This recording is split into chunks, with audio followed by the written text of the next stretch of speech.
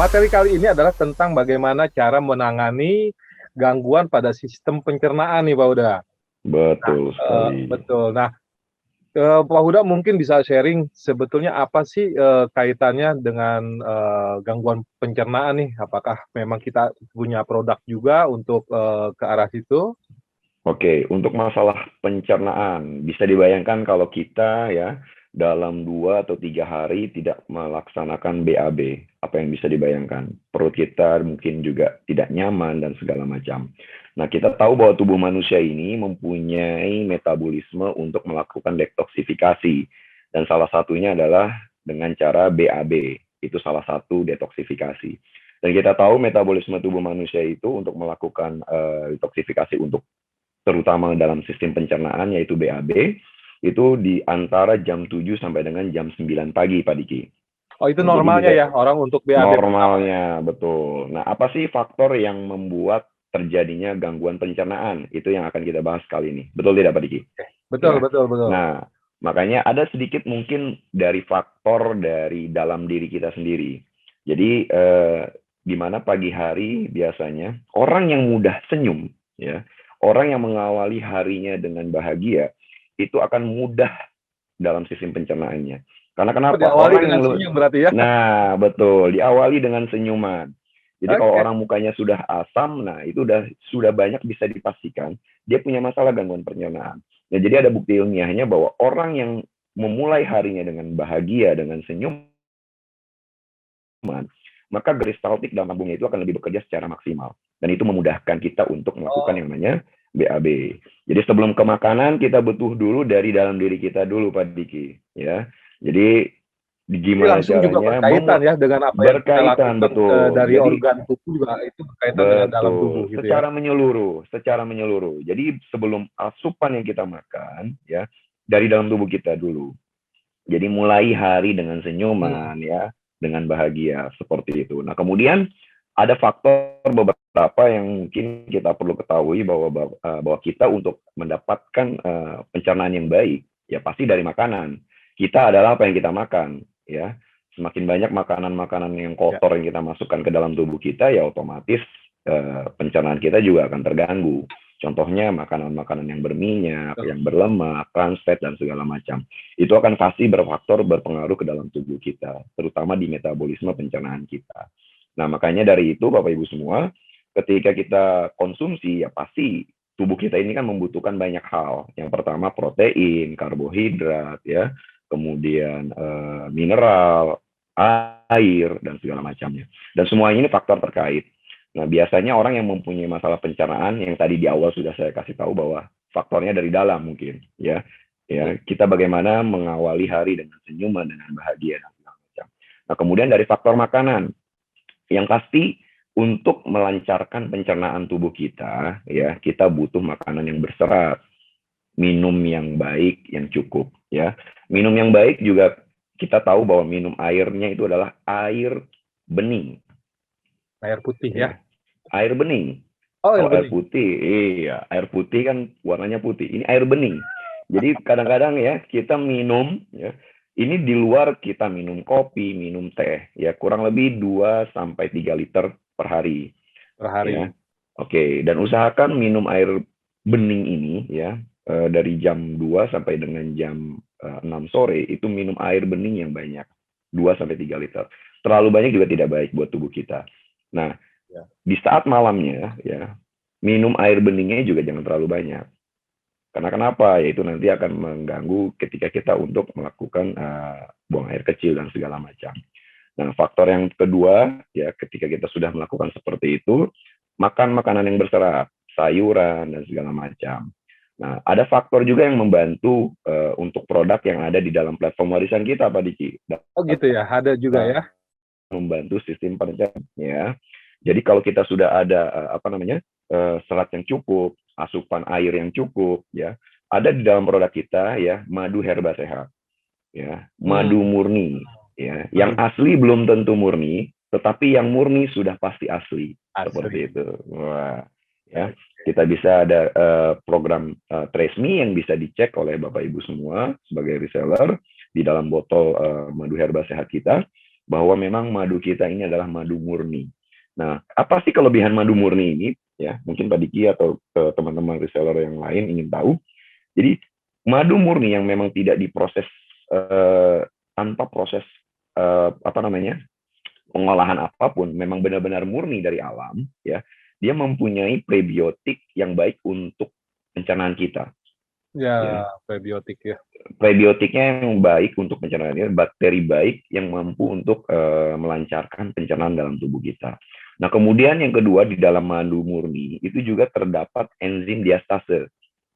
Ya. Nah, enzim ini juga baik untuk proses melancarkan pencernaan kita, terutama untuk mengurai karbohidrat yang kita makan. Terutama seperti itu. Jadi dua jenis kandungan yang ada di dalam madu murni ini yang membantu dalam pencernaan kita. Nah, memang setiap madu punya dua kandungan itu tadi, Pak Diki. Oh, gitu, prebiotik ya? Dan enzim. Nah, tetapi memang kalau memang kawan-kawan kita yang di dalam reseller panutan ini untuk yang lebih punya masalah pencernaan, kita sarankan untuk madu kaliandra dan madu rambutan. Oh, kaliandra dan rambutan ya? Dan rambutan, gitu. Tetapi memang di dalam setiap semua jenis madu mempunyai itu semua. Tapi memang kalau untuk memang punya masalah pencernaan, bisa di madu kaliandra atau di madu rambutan. Itu Pak Diki. Jadi kita bisa mengkonsumsi atau menikmati madu sambil tubuh kita ini menjadi lancar pencernaannya. Jadi bisa dibayangkan kalau pencernaan kita bermasalah. Waduh. 1 hari tidak BAB aja, apa yang bisa dibayangkan? Waduh, luar biasa, Pak. Pusing itu. Nah, makanya mulai hari dengan senyuman dan pastikan kita sudah melakukan BAB, melakukan detoksifikasi dalam tubuh kita, itu antara jam 7 sampai dengan jam 9 pagi, Pak Diki. Seperti itu. Artinya kalau di antara jam 7 dan 9 kita ada masalah, tidak BAB, apalagi dalam 1 atau 2 hari tidak BAB, nah itu berarti ada sesuatu hal yang tidak baik di dalam tubuh kita. Seperti itu. Oke. Nah, harus kalau dicek untuk itu ada masalah apanya. Untuk penderita kayak yang dia punya MA atau GERD atau tukak lambung, itu gimana? Aman, Pak? Aman sekali, Pak Diki. Aman. Nah, kembali lagi, GERD, ya, lambung, kembali lagi ketika kita ingin mendapatkan kesembuhan secara holistik, secara menyeluruh, ya kita perlu tahu dulu faktor dari dalam tubuh kita. Biasanya faktor asam lambung naik, GERD naik, itu biasanya dari pikiran. Orang yang mudah panik, ya, stres, nah biasanya asam lambungnya naik. Coba kita lihat orang yang mukanya asam, Pak Diki. Nah, cemberut terus. Itu sudah dipastikan mukanya asam, ya, perutnya juga asam. Asam lambungnya pasti naik. Seperti itu, Pak Diki. Jadi dengan kita senyum, sesimpel itu obat kita senyum sebenarnya, Pak Diki. Luar biasa. Iya. Jadi Bapak Ibu jangan sampai pasang muka asam nih mulai dari sekarang. Muka asam, iya. Jadi bayangkan, orang kalau kita lihat muka asam itu kan nggak enak, Pak Diki. Oh, paling nggak enak. Iya. Nah, orang yang mukanya asam, jarang senyum, ya, itu banyak penyakit, pasti. Iya. Jadi senyum itu kan simple, murah, sederhana. Nah, makanya dari itu setiap hari ya diawali dengan senyuman, itu akan membuat saluran pencernaan kita juga menjadi lebih lancar, ya. Ditambah dengan produk madu herba sehat kita dengan adanya prebiotik baik, kemudian ada enzim diastase yang akan melancarkan pencernaan kita. Itu akan menjadi tubuh kita itu boleh dibilang melakukan detoksifikasi secara maksimal. Seperti itu, Pak Diki. Seperti itu ya. Jadi Bapak Ibu jangan pasang muka asam, tapi pasang muka senyuman yang baik. Diawali dari pagi hari tersenyum. Kalau kebanyakan senyum juga jangan juga ya, Pak ya. Jangan kebanyakan senyum, nanti disangka orang gila, ya. Oke, Pak. Kita punya madu itu berapa varian, Pak, ya sebetulnya, Pak? Oke, kita punya madu ada multiflora, madu randu, kaliandra, kemudian ada rainforest. Memang untuk kemarin untuk yang madu kaliandra, karena memang madu murni kita ini langsung dari alam, ya, karena faktor cuaca dan segala macam, madu kaliandra saat ini digantikan dengan madu rambutan, seperti itu. Tapi kualitasnya sama antara kaliandra? Kualitasnya sama, hanya nektarnya saja yang berbeda, seperti itu. Nah, untuk masalah pencernaan, itu kaliandra dan rambutan mempunyai spesifikasi untuk melancarkan saluran pencernaan kita. Seperti itu, Pak Diki. Oke oke. Lalu ada saran untuk, Mengkonsumsi. konsumsinya nggak, Pak? Oke, kita bisa mengkonsumsi dicampurkan ke jus, ya, atau mungkin ke minuman. Kalau saya campurkan ke kopi saya untuk pengganti gula. Tetapi sekali lagi ketika kita mencampurkan madu ke dalam kopi kita, jangan pada saat panas. Oh, kenapa tuh, Pak? Tunggu. Ya, karena madu ketika dipanaskan akan bersifat karsinogenik kalau terlalu panas. Ya, makanya kita perlu mendinginkan sedikit, baru kita campurkan madu kita seperti itu. Dan kalau bisa juga madunya jangan diaduk dengan sendok logam, tetapi sendok plastik seperti itu. Nah, jadi ketika kita mau menikmati kopi kita ada kopi Iconic Coffee, ya. Ya. Nah, ini saya juga sedang menikmati Iconic Coffee. Saya campur wah, nggak kelihatan ya.